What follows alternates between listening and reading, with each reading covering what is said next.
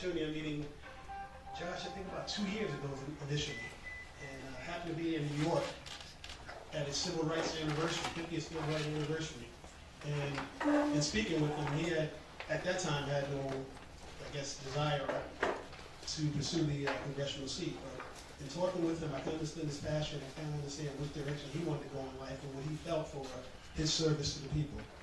So I did not find it robbery, or he did not find it robbery, that he wanted to come here and talk to the NAACP. As we know, we're a nonpartisan organization where we advocate for folks who are going to advocate for those who cannot advocate for themselves. Political, social issues, of course, educational issues, those are what we stand by. We do not support, we're nonpartisan, I must stress that. But we are here to make sure that people hear from those who will be our elected officials, or currently our elected officials. And with that being said, Josh, would you please come to the mic?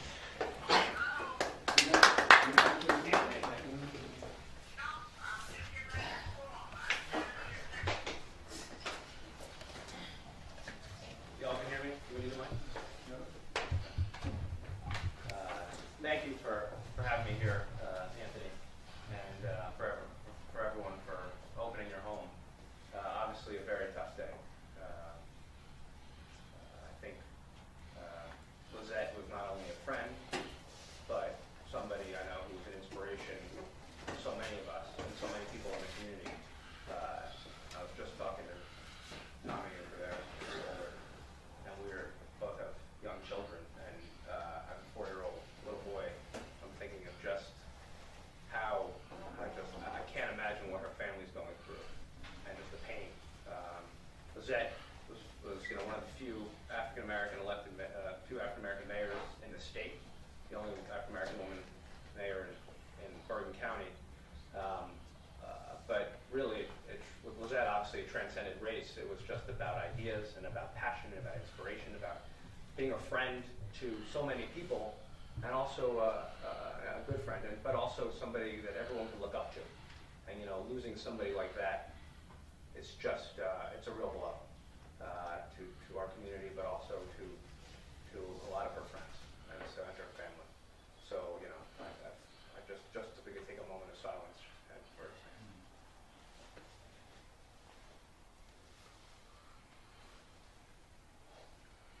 Thank you. So I had a few thoughts, a few notes. I think we'll. When we was talking to Anthony before, a few years back when I was coming out of work for President Clinton, speechwriter for President Clinton, and one of the things I loved working on most was his civil rights speeches that he gave. So one of them was, I worked on the 35th anniversary of Voting Rights Act, and we went to Selma. And when I was working on that speech, or it was a speech he gave on the anniversary of the Little Rock Nine, he asked me to read. He called me, and we were sitting down talking, and he said, do me a favor and pull together some of the greatest rhetoric you can find from the movements, right? From the African American movement, the Latino movement, the women's movement. Kind of go find the best stuff, because as you all know, some of our best speeches in history came out of the black church very early on, from the beginning, right? It was one of the few places, unfortunately, that African Americans could have their voice heard and speak freely, right? Without someone watching every syllable. And so if you dig back into our history, it is just like a river flowing with unbelievable passionate, really persuasive rhetoric. And so I called the Library of Congress. I said, I want to bring some books together, so I want to read this weekend. Can you bring some books together?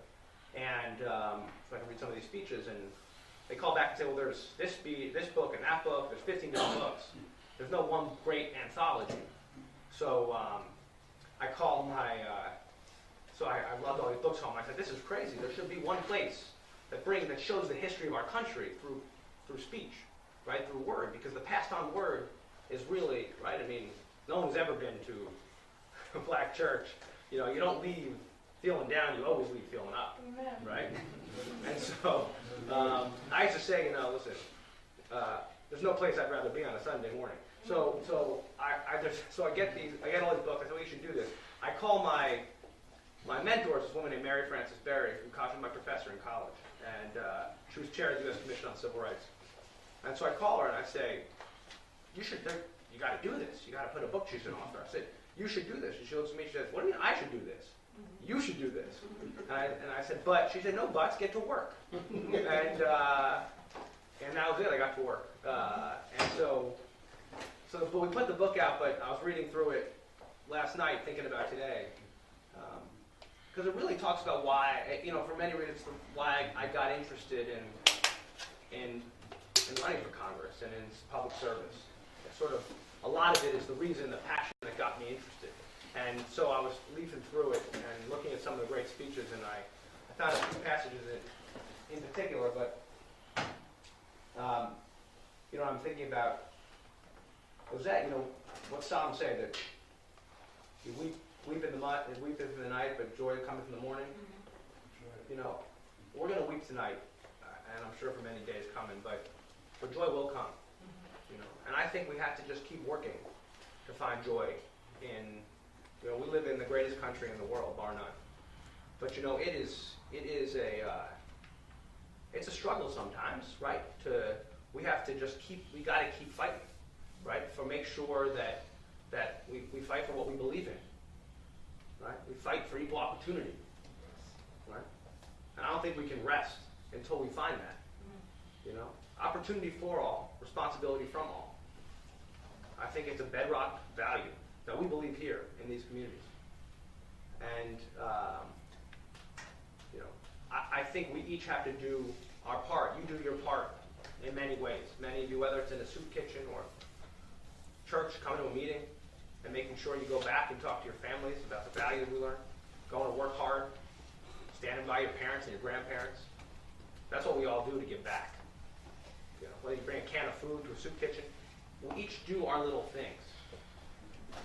Robert Kennedy called them ripples of hope. He said each tiny ripple of hope comes together, and that is an avalanche. Right? When we each do our piece. I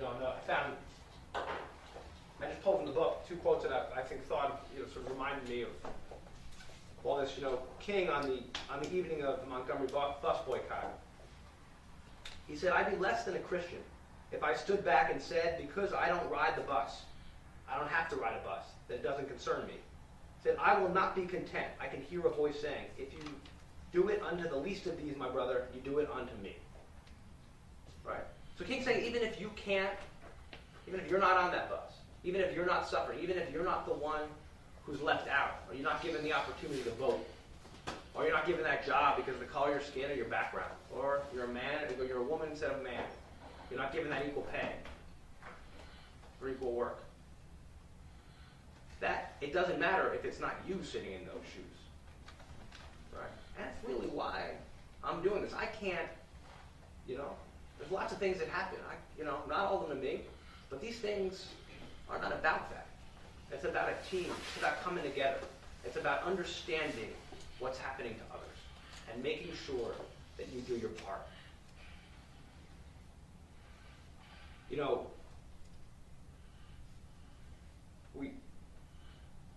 King said we have a long, long way to go. I'm sure you all know that, right? He's been a famous king, right? We have a long, long way to go.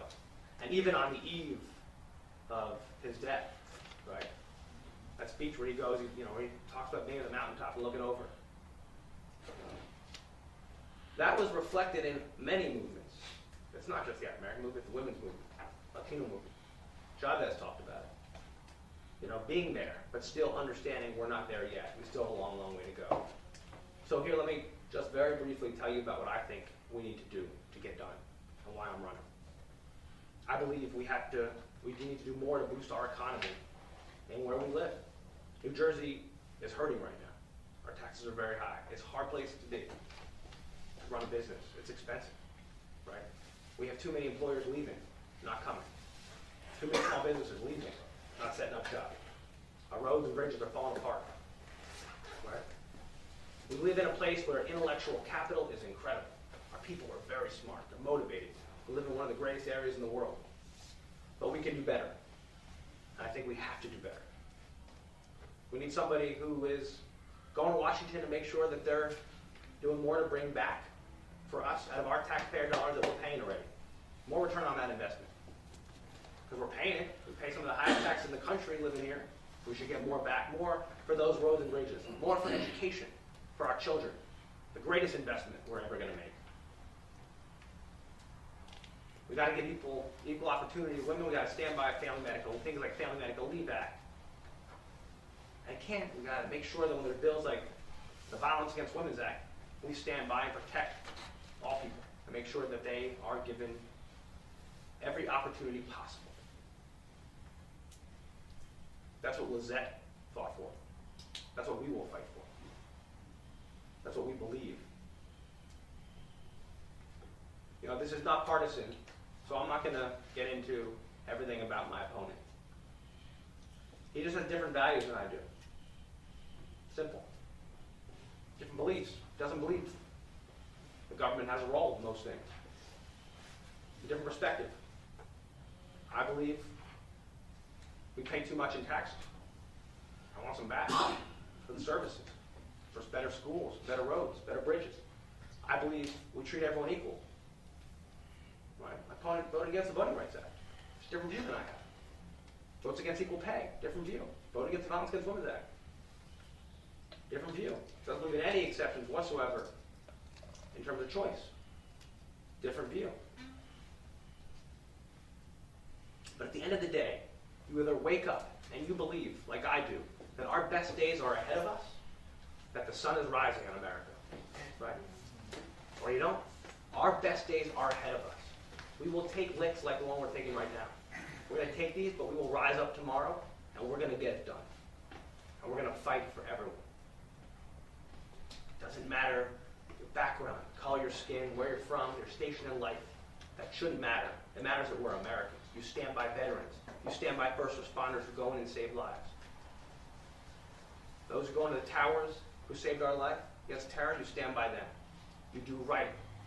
It's what the Christian thing, it's what we learned. It's what we were taught. So, we should weep today, but the sun will rise tomorrow. Thank you.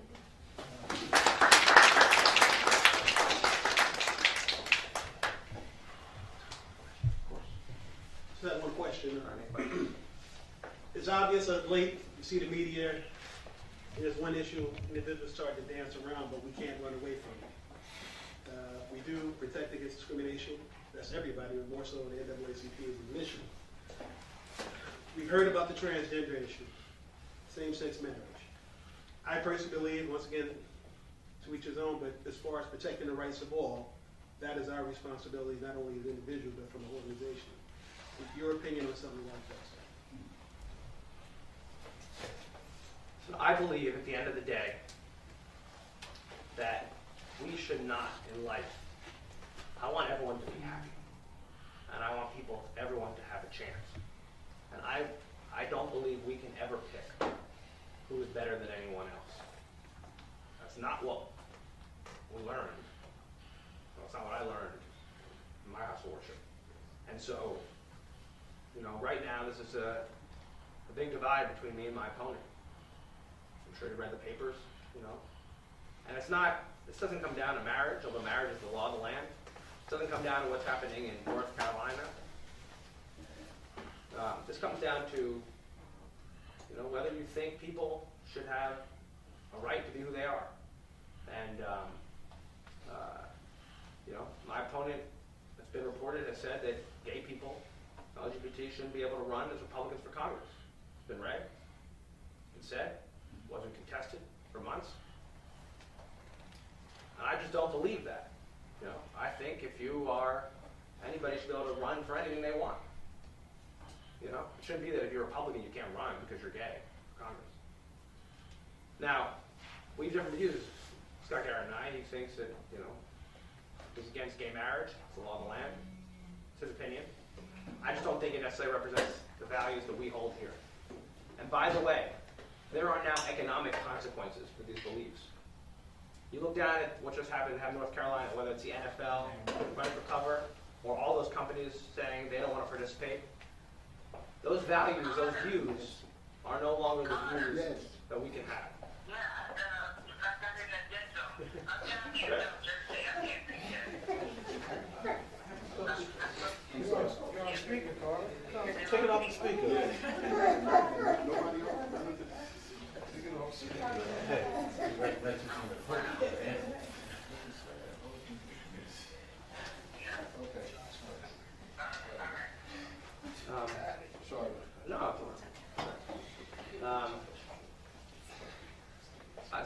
so it's a different perspective. But there are lots of different perspectives, you know. And I think it's incumbent upon us as citizens to do our homework, talk to our friends, our neighbors, and decide what we believe, and what we believe is right. That's the best. I believe you cannot, and we learned this from the civil rights movement, right? You will never have great economic success unless we include everybody. If you leave people out, our economy will suffer. If you decide if you decide that women shouldn't be able to get paid equally and should be left out of the economy, our overall economy will suffer, right? And the same thing, if you decide that people, because they're gay, shouldn't be able to participate, I believe our economy will suffer. We need to all band together and lift our country up. That's how we're going to succeed, right? I think we've got to be smart. We've got to lower tax rates, right? The taxes are too high. We've got to get rid of unnecessary regulations where it doesn't make sense. But we got to make smart investments. You can't walk away from Social Security and Medicare. You can't walk away from our roads. You can't walk away from education. You can't afford to. Our country will not do as best as it can. And that's why I believe fundamentally we need to give opportunity to all. Anything else? Anyone? Sir? My first question is, just this last week, the governor of Virginia passed a bill Executive order. Yeah. On allowing felons to be able to vote, I think it was like 200,000. Where do you stand on that? Because if a person go to jail, spend their time, do what he's or she is supposedly to do, should it be a life sentence? Or should they have that right to vote after they have served and paid their debt to society? It's a really good question. I have not read all the stuff from Virginia from Friday night, but I'll talk about it in a broader way. Because obviously it's a big issue that's discussed. And one that has been, you know, I'm sort of somebody who believes we need to work together overall. Democrats, Republicans, you got to come at the table, right? You know, my opponent's a Tea Partier. I'm sort of more of a moderate, right? I believe we sit down with Democrats, Republicans, go back and you try to get things done, you problem solve. One thing that's come across very clearly in the last couple of years, which has been, I think, a wonderful advancement, is that Democrats and Republicans have sat at the table and talked about what we're going to do on reforms in these areas, prison reforms, on what we do so that we're not just locking people up forever, or when they come out, they have no shot. What do you think will happen if we don't, it's all about redemption, right? If we don't give people another shot back in society to be as productive as they can be, but if they have to, they always have a stamp on, right, a scarlet letter on their head, because they never can get back into the economy or being part of their family the way they should be. So I obviously believe that we need to reform this. It can't go on.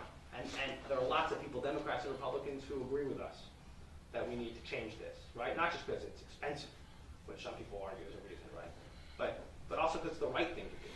And, you know, listen, there are certain people who are convicted who are violent offenders who are put in a separate category. But there are huge amounts of people who, right, did their time, should come out and be part of society, and we got to stand by them. And so I'm very happy that there has been so much movement in this area in the last couple of years. I just got a question for you. I've spoken to Josh numerous times, but I don't know if you've ever addressed this. Your opponent is really not in favor of any bills that help the military veterans when they come back from service, and I think that you have said some things that you're in favor of the veterans. I think we need to take care of our veterans. And also you spoke about money we send to government and what we get back. I know that your opponent also voted against receiving money for Sandy after we had the big storm here. What's your take? I mean, I think you said you want to get more money back from Washington. Don't you think that as a state we have a right to that money? It's a great question. I mean, I think 2 points. One, the first one is, Tom's talking about this, right now there's, for every dollar we pay out in taxes, and you all pay federal taxes most of you every year, paying federal taxes. We just did it a couple weeks ago. In New Jersey, overall, we get 68 cents back. In other words, back for things like roads and bridges and education and clean water. In the state of New Jersey, we get 68 cents back. Here in the 5th District, where we live here, we get 33 cents back on the dollar for every dollar we pay out. In West Virginia, for instance, they get back $4.22 for every dollar they pay out. We get the short end of the stick. Why? Because, and this is where my opponent and I just disagree. I believe you wake up every day and you advocate and you fight for people who live here. That's who you represent. Right? If we're going to pay the taxes, by the way, as much as anyone else, I want our taxes lower. First and foremost. We've got to cut spending, we've got to close loopholes, we've got to get our taxes down and get unnecessary spending out. But in the meantime, someone in another state, Simon's point, is taking our money. Bring it back here. Someone stand up and fight for us. Right? And I think that's just a simple, good return on investment. I'm a guy, I was in the private sector, I just left Microsoft. Right? I started my career with Bill Clinton, I was in the private sector for years. Like, you get better return on your dollar, right? So that's what we should do, to get more back. That's the first part. And the second part of your question on veterans, at the end of the day, there are people, Scott Garrett and I just disagree on this. He votes against things like prosthetics and job training for vets. I think when someone goes away to war and puts their life on the line for us, we got to do right by them when they come home. And we know a lot of veterans are having a hard time getting jobs. Right? And they have lots of challenges after being on the front lines. We should be taking care of them when they get back. Just like we should take care and give health care to the people, as I said before, who ran to the buildings on 9/11, those first responders. I'm sure you're familiar with the DROGA Act. That was the health care for first responders. Scott Garrett and I disagreed on that. He voted for the bill, which voted against it. It's a fact. Facts are stubborn things, as my dad used to say. Fact's a fact. It's okay. It's what he believes. I'm in a different place on that. I believe you stand by people who stand for us. Just a philosophical difference. But I also believe at the end of the day, when we get together, that's where I started this, when we get together and we work together, right? And Tommy, as a freeholder, has done an incredible job reaching across the aisle, across the state. We've got two people here, other candidates, who I'm sure you'll meet in a minute, be introduced to, who have the same philosophy. You work, it's not about party, right? It's about your ideas. It's about whether you have the conviction and you want to sit down and problem solve and get things done. Right? If you believe that there is a role for government to get things done and stand by people. As we look at this election season, the cycle as we're going through right now, everybody's talking about how they're going to make Washington better. Nobody's talking about the state of Washington in 2008 when we were on the verge of one of the greatest depressions that this country have ever seen. That we was actually losing jobs at an alarming rate, losing businesses, and so much was going on. Nobody's talking about that. You're right. How we have climbed out of this hole and got stable. They're talking about, well, we are trillions of dollars in debt. They don't realize that we did two wars on a credit card. And the credit card came due. And we didn't have no money to pay for it. So they don't realize what happened and where we was at.